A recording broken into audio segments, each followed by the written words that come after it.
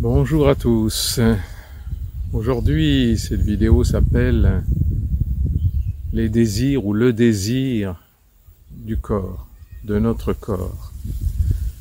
L'important, c'est de se rendre compte quels sont nos vrais désirs, les vrais désirs de notre corps. On ne peut pas nier nos désirs. On ne peut pas nier les désirs de notre corps physique. Ça ne veut pas dire qu'on doit répondre à tous les désirs de ce corps physique. Mais au moins, on peut au moins se servir de ces désirs pour voir notre niveau de conscience. Qu'est-ce qui est exactement, à quel niveau d'évolution on est à l'intérieur de soi.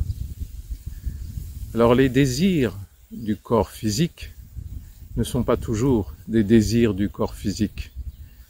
Ça peut être des désirs émotionnels qui se cachent derrière des désirs du corps physique. Comme par exemple fumer, la drogue, le sexe en boulimie, enfin la boulimie aussi, l'anorexie, toutes ces choses-là, on pourrait penser que ce sont des désirs de notre corps. Or, ce sont des désirs de notre corps émotionnel qui ne veut pas rentrer dans une épreuve, dans une souffrance, dans une acceptation de notre destin, dans une acceptation d'une souffrance, d'une blessure, d'une épreuve non acceptée.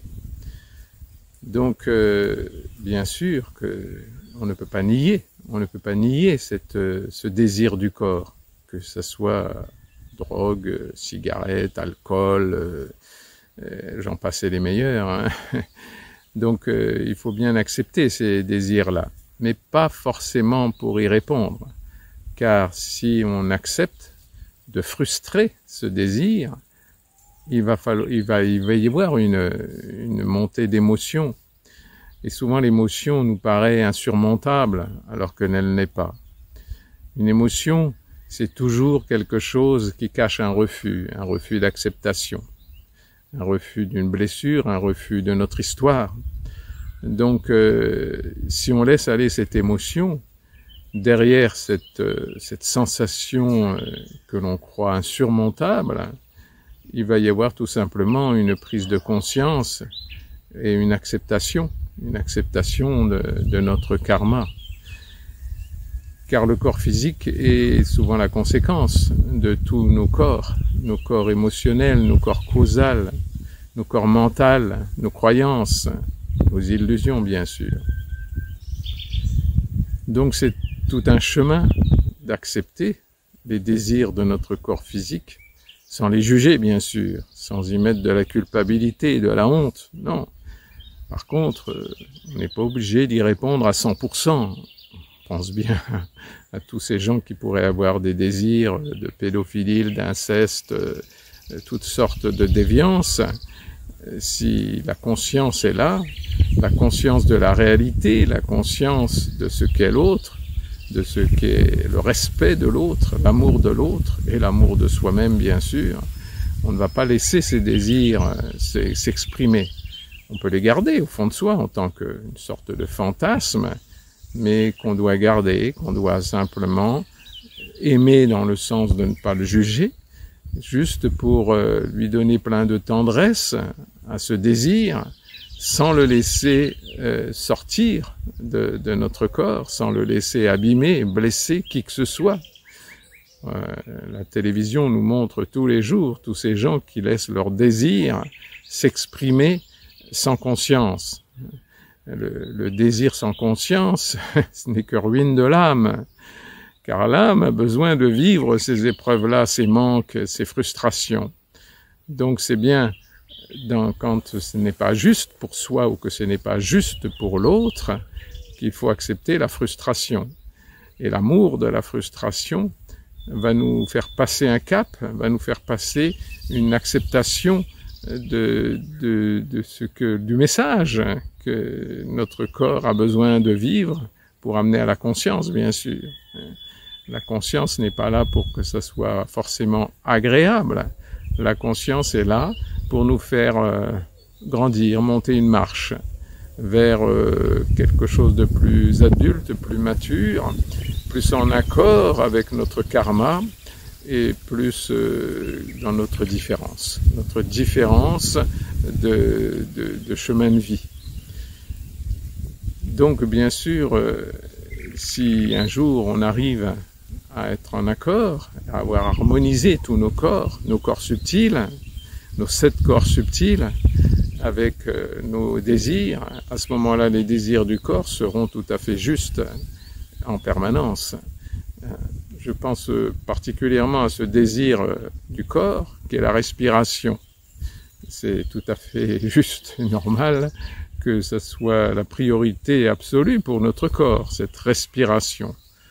Or, pour ne pas laisser aller certaines émotions, pour ne pas laisser aller certaines souffrances, ou au contraire se laisser emporter par des désirs qui ne viennent pas ni de notre âme ni de notre destin, nous faire emporter, et la respiration va se contrôler elle-même pour empêcher que la conscience vienne nous réveiller dans notre histoire, pour nous amener à ne pas se laisser diriger par certains désirs.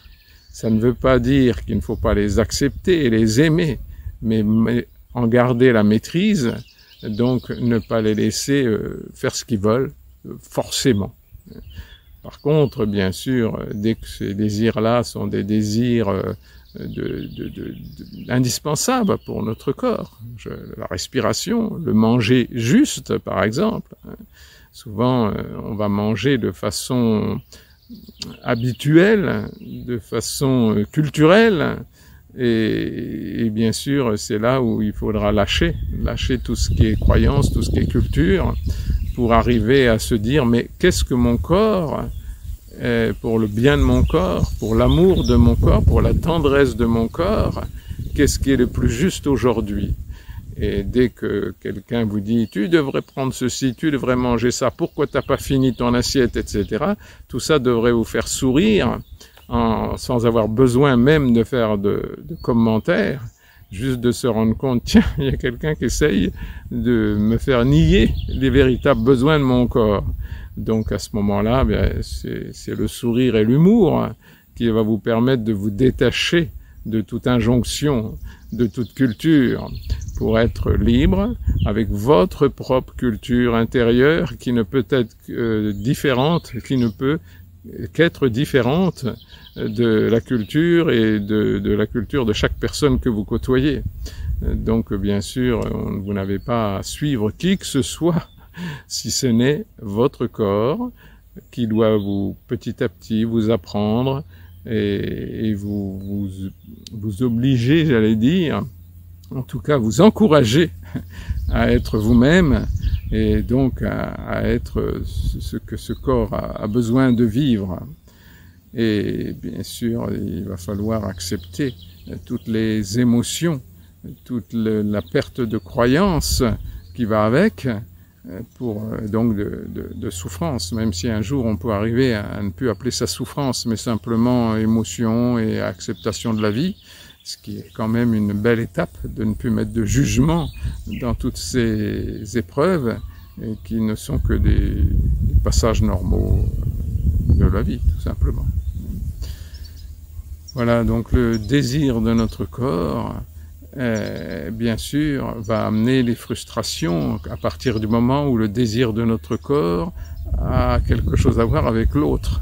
Dès que l'autre fait partie des désirs de notre corps, bien entendu, il va y avoir un lot de frustration. Donc si on n'est pas dans l'amour de la frustration, c'est là qu'on va avoir des réactions, soit agressives, soit de fuite, soit de fusion, ou de prise de pouvoir, etc. Alors que la frustration fait partie de la vie, puisque quelque part l'autre étant différent, il ne peut pas avoir les mêmes désirs au même moment que moi. Donc il suffit d'accepter la frustration comme un élément normal de la vie, avec l'amour, la tendresse de la frustration aussi. Bon, écoutez, j'ai essayé de vous parler du désir de notre corps, et de ne pas appliquer des recettes à droite et à gauche, mais plutôt de sentir ce qui est les vrais besoins et les désirs de votre corps, pour que les désirs correspondent à vos besoins, et vos besoins correspondent à votre désir de l'âme, du karma, de votre chemin de vie. Eh ben écoutez, je peux pas faire mieux que ça, donc plein de tendresse, du courage dans votre chemin, et sachez que c'est le seul chemin vers le bonheur véritable, bien entendu. Plein de tendresse et toujours du soleil dans votre cœur. Au revoir.